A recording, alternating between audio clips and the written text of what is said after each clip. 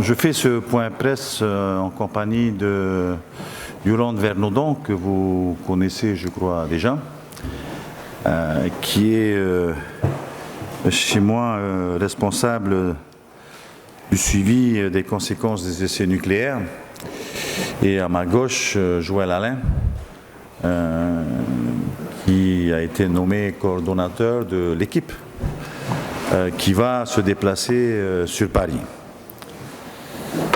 Donc merci à toutes et à tous et encore une fois bienvenue ici à la présidence pour ce point presse.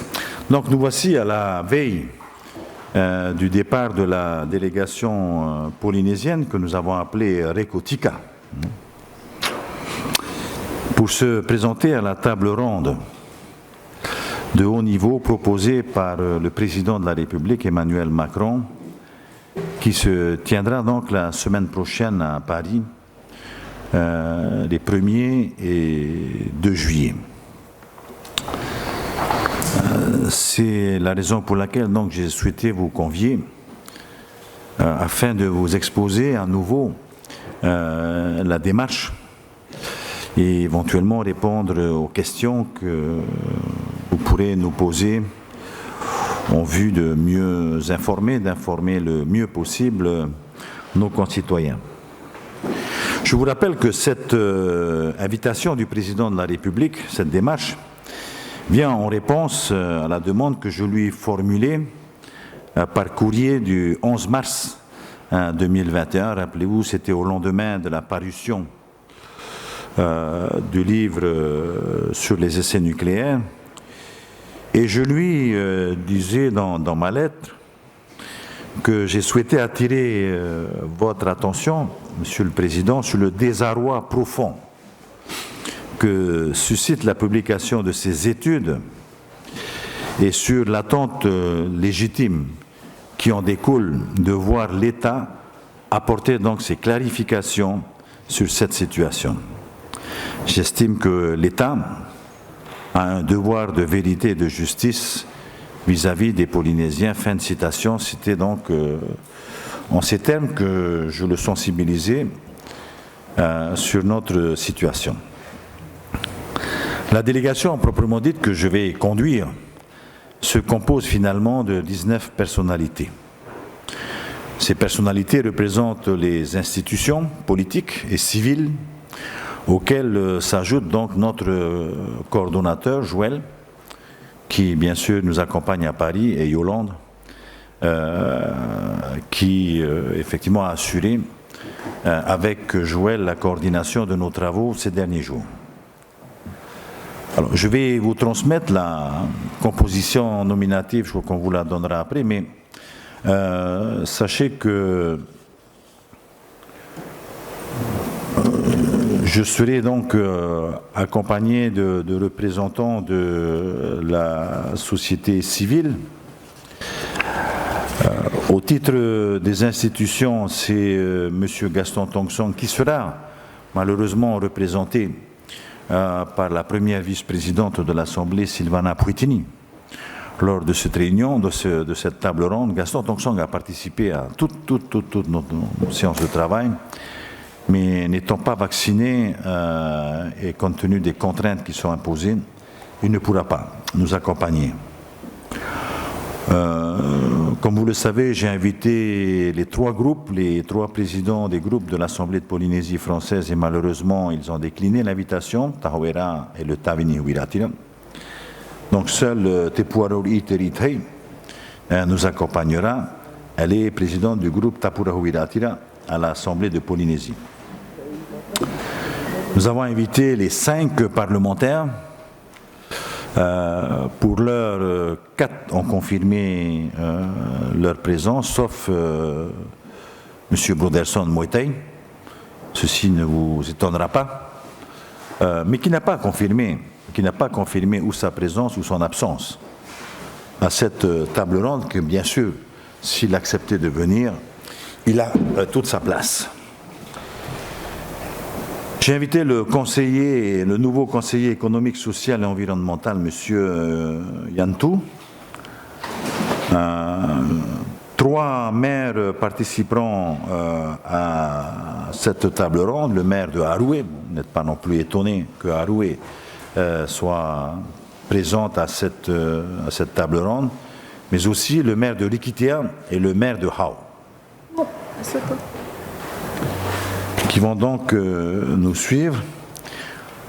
Sur les institutions civiles, le président du CESEC, M. Sommers, sera effectivement de la délégation, accompagné des représentants des employeurs, M. Bagur, et du représentant des salariés, du collège des salariés, M. Patrick Galnon. Au titre des associations, la FAPE, la Fédération des associations de protection de l'environnement, sera représentée par son président Winnie Kissage. J'ai proposé aussi aux autres associations, vous le savez, qui depuis quelques années travaillent sur ce sujet des essais nucléaires, Mururoa et Tato, qui, vous le savez, a décliné l'invitation, et 193 qui vient de décliner très tardivement l'invitation seule.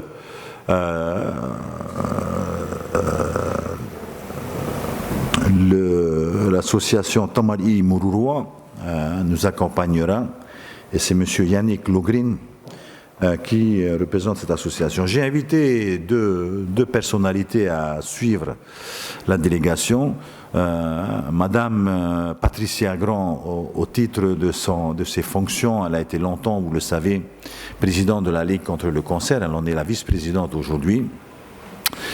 Et Monsieur Tanemaru Otoa, Arakinon, qui est un ancien travailleur de Mururoa, qui est plus connu sous le nom de Michel Arakinon, que vous connaissez bien. Voilà toute la délégation. Donc il y a 19 personnes qui se déplaceront à Paris le 27 juin prochain. La délégation polynésienne Recotica a été officiellement mise en place par le Conseil des ministres du 12 mai dernier, rappelez-vous. Puis, bon, on a dû la compléter, la remettre à jour. Mais elle a été installée le 12 mai dernier. Nous avons tenu 5 réunions plénières.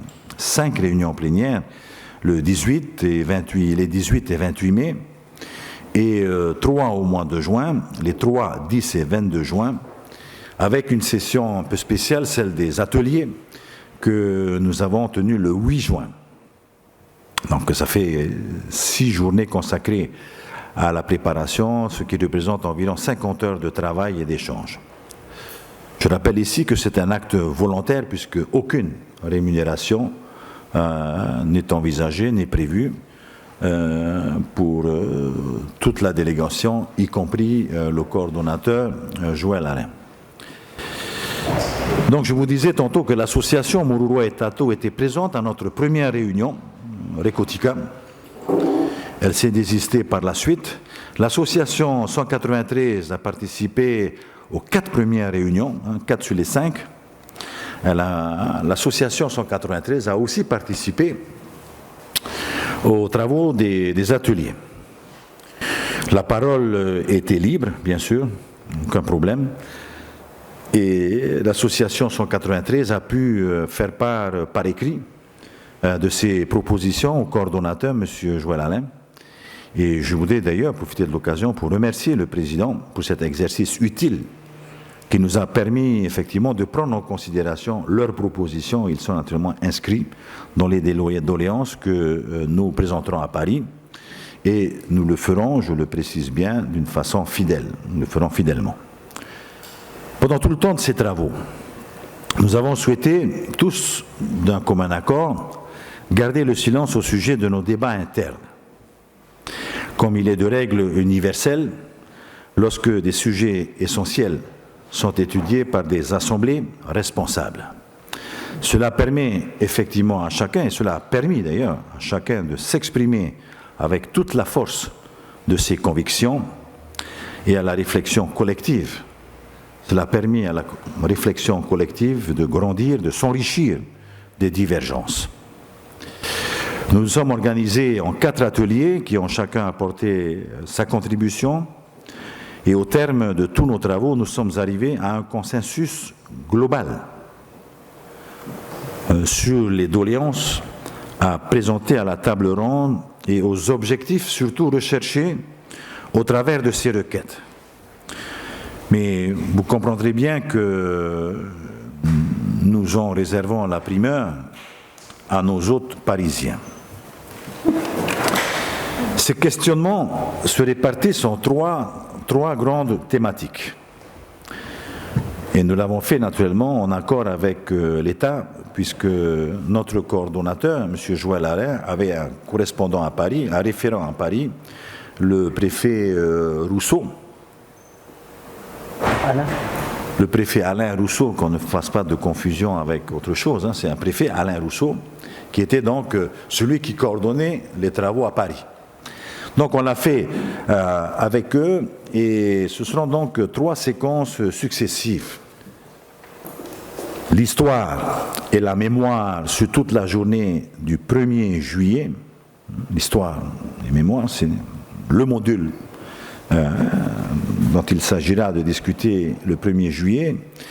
Sur la journée du 2, les conséquences, le matin, les conséquences sur la santé des Polynésiens. L'après-midi, les impacts territoriaux. Donc ce sera la dernière demi-journée de nos discussions. Ces 3 séquences couvrent bien, je le précise, l'ensemble des thématiques souhaitées de son côté par la délégation Récotica.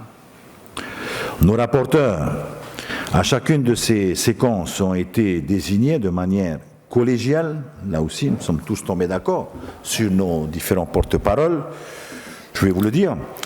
Pour ce qui concerne la partie sociétale, c'est Tepuaroli Teritei qui sera le porte-parole Récotica. Sur la partie conséquences sanitaires, 2 porte-paroles ont été choisis par la délégation, Patrick Galland et Patricia Grand. Et enfin, sur l'impact sur les territoires, donc c'est tous les sujets liés à l'environnement, à l'évolution de la situation économique du pays. 3 porte-paroles, Ise Butcher, la maire de Hao, Winnie Kistage et Teva Rufrich. Bien sûr que nous regrettons tous que les associations, Moruro et Tato et 193, n'aient finalement pas voulu se joindre à nous, puisqu'ils ont, en particulier 193, participé fortement à nos travaux d'atelier.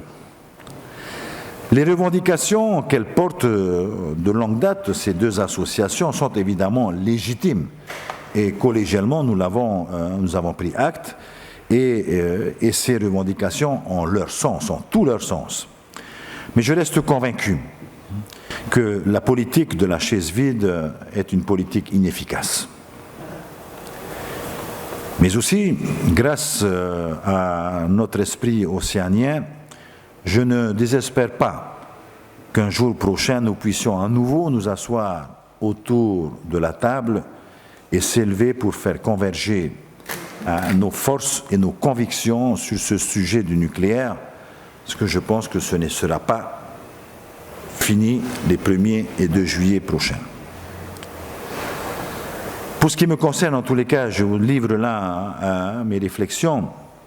Aujourd'hui, la question n'est pas de savoir qui est ou non antinucléaire. Les essais ont pris fin il y a 25 ans déjà, 96. Il faut s'appuyer sur ce passé pour aller de l'avant plutôt. Se projeter dans l'avenir et construire notre avenir de manière sereine. Il n'y a pas de brevet de légitimité pour faire partie de cette délégation Récotica, nous ne l'avons pas demandé en tous les cas.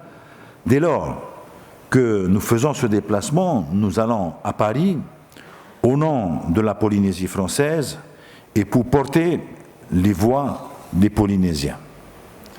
Vous avez bien remarqué que les sujets sont récurrents, qu'in fine, les sujets ne sont pas nombreux. Mais là, nous les porterons au nom de la Polynésie française. Les revendications individuelles, et nous avons tous été d'accord là-dessus, n'ont pas leur place ici. Mieux, elles deviennent des revendications collectives. Et cette voie, je le disais tantôt, elle est le fruit de nos travaux collectifs. Il n'y a pas de sujet tabou dans ce que nous présenterons à Paris. C'est d'ailleurs dans cet état d'esprit que le président de la République a accepté la tenue de cette table ronde. Il le sait. Ce ne sera pas une surprise pour lui. Ce qui va être dit à Paris est bien la traduction des revendications de la Polynésie française, y compris du message porté par les associations qui nous accompagneront ou pas. D'ailleurs, comme je le disais plus haut, certaines d'entre elles ont participé et ont transmis leurs doléances. Donc il ne faut pas nous faire de procès d'intention, ni de procès d'intention à l'État, ni à qui que ce soit. Nous souhaitons surtout continuer le travail qui a été commencé par nos prédécesseurs, et je pense à M. John Doom, je pense à Bruno Barrio, je pense à Ronan Oldham, et je crois qu'aujourd'hui, nous sommes dans un état d'esprit, effectivement, qui sera conforme à ce que nous avons aujourd'hui. Nous nous comporterons comme saint Thomas. Il faut attendre de connaître les réponses qui seront formulées à nos doléances, avant de prononcer nos jugements, voire le jugement dernier, comme certains l'ont déjà fait. Mais il est vrai aussi que c'est la énième réunion tenue depuis 30 ans. C'est un petit peu le reproche qui est fait à l'État. Mais je dis, restons mobilisés. Ne nous lassons pas de chercher la vérité de 40 ans d'histoire nucléaire. Alors, fallait-il ou pas aller à Paris pour mener ce débat? Fallait-il que ce débat ait lieu à Tahiti? Je suis tenté de dire que la question du lieu n'est pas déterminante sur nos chances de réussite. La vérité ne dépend pas du lieu de réunion. La vérité n'a pas de frontières. Et surtout, cette vérité dépend de la bonne volonté des hommes. Et là, je me range aussi à ce qu'a dit le ministre Sébastien Lecornu lorsqu'il nous a tous rencontrés dernièrement avec les associations lors de sa dernière visite. Il disait ceci à Paris: le retentissement médiatique sera plus important que si cela s'était déroulé ici à Papeete. Mais j'ai envie de dire, moi, que ce n'est pas ce qui m'importe. Et je rajouterai au propos du ministre, le retentissement ne sera que plus important si les hauts responsables parisiens tendent une oreille attentive à ce sujet qui nous intéresse tous, puisque plusieurs d'entre nous ont pris effectivement sur leur temps personnel pour apporter leur contribution à cette réflexion.